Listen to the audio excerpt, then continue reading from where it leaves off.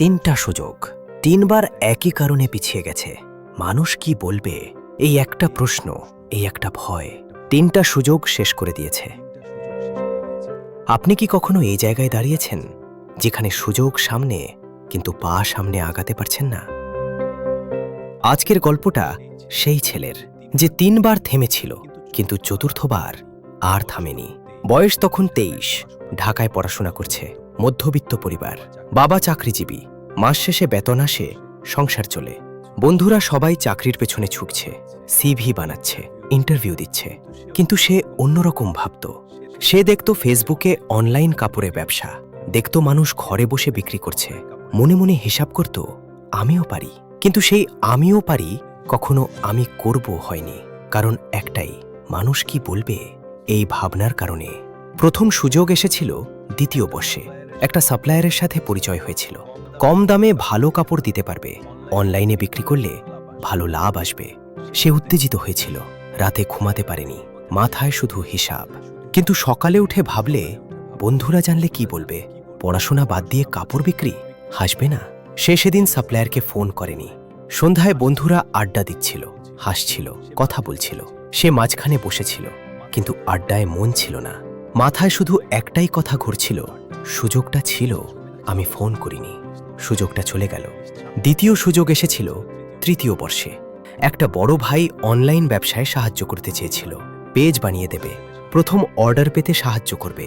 সে ভাবল, এবার করব, এবার সত্যিই করব। 3 দিন ধরে মাথায় প্ল্যান ছিল, কোনো কাপড় বিক্রি করবে, দাম কত রাখবে, পেজের নাম কি হবে। কিন্তু চতুর্থ দিন সকালে মা জিজ্ঞেস করলেন, পড়াশোনা কেমন চলছে? সে বলল, ঠিকঠাক। মা বললেন, চাকরির কথা ভাবো, বাবার মতো একটা নিরাপদ চাকরি, এসব অনলাইন ব্যবসা টেকে না। সে কিছু বলেনি। সেদিন বড় ভাইকে বলল, আরেকটু পরে। রাতে শুয়ে ছাদের দিকে তাকিয়ে রইল, ঘুম আসছিল না। আরেকটু পরে মানে কখন, কতদিন পরে, কতটা পরে? কোনো উত্তর ছিল না। সুযোগটা আবার চলে গেল। তৃতীয় সুযোগটা সবচেয়ে বড় ছিল। পড়াশোনা শেষ হয়েছে, একটা সাপ্লায়ারের সাথে কথা পর্যন্ত হয়েছিল, দাম ঠিক হয়েছিল, পেজের নামও ভেবেছিল, সে প্রায় শুরু করেই ফেলেছিল। কিন্তু সেই দিন পাড়ার এক চাচা জিজ্ঞেস করলেন, কি করছো এখন, চাকরি হলো? সে বলল, না, একটু ব্যবসার কথা ভাবছি। চাচা হাসলেন, ব্যবসা? কাপড়ের ব্যবসা অনলাইনে? এগুলো মেয়েদের কাজ, ছেলেরা চাকরি করে, বাবার মতো সরকারি চাকরি খোঁজো। পাশে আরো দুজন ছিল, তারাও হাসল। সে চুপ করে রইল, হাসিটা সহ্য করল, কিছু বলল না। বাসায় ফিরে ফোনে সাপ্লায়ারকে বলল, আপাতত হবে না, ফোন রাখল। সেই রাতে ঘরের আলো নিভিয়ে বসে রইল অনেকক্ষণ। 3টা সুযোগ, 3বার পিছিয়েছে, প্রতিবার একই কারণ। সে ভাবল, মানুষগুলো কি আমার সংসার চালাবে? তারা কি আমার বাবার ওষুধ কিনবে? তারা কি আমার ভাড়া দেবে? উত্তর জানা ছিল, কিন্তু তবুও তাদের ভয়ে থেমেছে। কিছুদিন পর তার এক বন্ধু, যে কিনা সবসময় চাকরির পেছনে ছিল, সে হঠাৎ একটা অনলাইন কাপড়ের পেজ খুলল। সেই একই ধরনের ব্যবসা, সেই একই রকম শুরু। সে দেখল চুপ করে, 3 মাসের মাথায় বন্ধুর পেজে অর্ডার আসছে। 6 মাসে বন্ধু বলছে, ভালোই চলছে, মাসে ভালো আসছে। সে সেদিন বাসায় ফিরে একা বসে রইল। বন্ধুটা পেরেছে, সেই একই ব্যবসা, সেই একই সুযোগ। কারণ বন্ধু শুরু করেছিল, সে করেনি। বন্ধু মানুষের কথা ভাবেনি, সে ভেবেছিল। এখন বন্ধু এগিয়ে, সে দাঁড়িয়ে। সেই রাতে বুকের ভেতর একটা জ্বালা ছিল, রাগ না, কষ্ট না, এটা ছিল বোঝার জ্বালা। সুযোগটা ছিল, সত্যিই ছিল, আমি নিজেই ফেলে দিয়েছি 3বার। সেই রাতে সে একটা সিদ্ধান্ত নিল, কাউকে জিজ্ঞেস করেনি, কারো মতামত নেয়নি, শুধু ঠিক করল, কাল থেকে।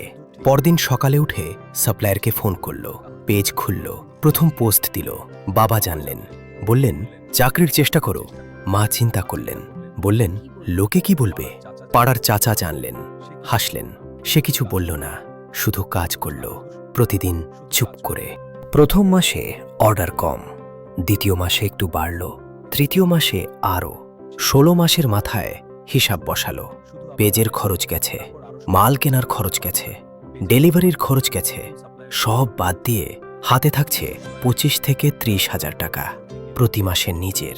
সে হিসাবের খাতাটা বন্ধ করল, কিছু বলল না, শুধু আবার কাজে ফিরে গেল। তারপর আরও সময় গেল, ব্যবসা বাড়তে লাগলো, পেজের ফলোয়ার্স বাড়ল, নতুন সাপ্লায়ার যোগ হলো, একজন কর্মী নিল পেজের জন্য। 3 বছরের মাথায় সব খরচ বাদ দিয়ে মাসিক নেট লাভ দাঁড়ালো 60,000-এর উপরে। তারপর আরও সময় গেল, ব্যবসা আরও বাড়তে লাগলো। সে ভাড়া বাসা ছেড়ে দিল, নিজের একটা ছোট ফ্ল্যাট নিল। প্রথম দিন সেই ফ্ল্যাটে ঢুকে একটু দাঁড়ালো, চারদিকে তাকালো, কাউকে কিছু বলল না, শুধু একটু হাসলো। এই ফ্ল্যাটটার জন্য কারো কাছে হাত পাততে হয়নি, কেউ দেয়নি, সে নিজে এনেছে। বাবার একটা পুরনো অসুখ ছিল, প্রতি মাসে ওষুধের খরচ লাগতো, সে এখন নিজেই দেয়। একদিন বাবাকে টাকা দিতে গেলে বাবা একটু অবাক হলেন, বললেন, তুই দিচ্ছিস? সে বলল, হ্যাঁ। বাবা আর কিছু বললেন না, কিন্তু সেই মুহূর্তে বাবার চোখে যা ছিল সেটার জন্যই সে এত কষ্ট করেছিল। আর সেই মা, যিনি একদিন বলেছিলেন লোকে কি বলবে, সেই মা এখন পাড়ার মানুষকে বলেন, আমার ছেলে নিজে ব্যবসা করে। আর সেই পাড়ার চাচা, যিনি হেসেছিলেন, তিনি একদিন জিজ্ঞেস করলেন, তোমার ব্যবসাটা কিভাবে করলে? আমার ছেলেকে একটু বলবে? সে বলল, শুরু করতে হবে। আর কিছু বলেনি। এই গল্পে একটাই শিক্ষা আছে, মানুষ কি বলবে এই ভয়টা আসলে বাইরে থেকে আসে না, এটা নিজের ভেতর থেকে আসে। নিজেই তৈরি করি, নিজেই বিশ্বাস করি, নিজেই লালন করি। যে মানুষগুলোকে ভয় পেয়েছিল, তারা কি তার সংসার চালিয়েছে? তারা কি তার বাবার ওষুধ কিনেছে? তারা কি তার ফ্ল্যাটের টাকা দিয়েছে? না। তাহলে তাদের মতামত এত বড় কেন ছিল? সিদ্ধান্তটা নিজের, জীবনটা নিজের, ফলাফলটাও নিজের। মানুষ কথা বলবেই, সফল হলেও বলবে, ব্যর্থ হলেও বলবে, কিন্তু শেষমেশ যে থামেনি সে এগিয়েছে। যে ভয় পেয়ে বসেছিল সে এখন নিজের বিজনেসে দাঁড়িয়ে আছে। আপনিও কি এখন এমন কোনো সুযোগের সামনে আছেন যেটা শুরু করতে পারছেন না, শুধু মানুষের ভয়ে? একটাই প্রশ্ন, যাদের ভয় পাচ্ছেন তারা কি আপনার জীবনের দায়িত্ব নেবে?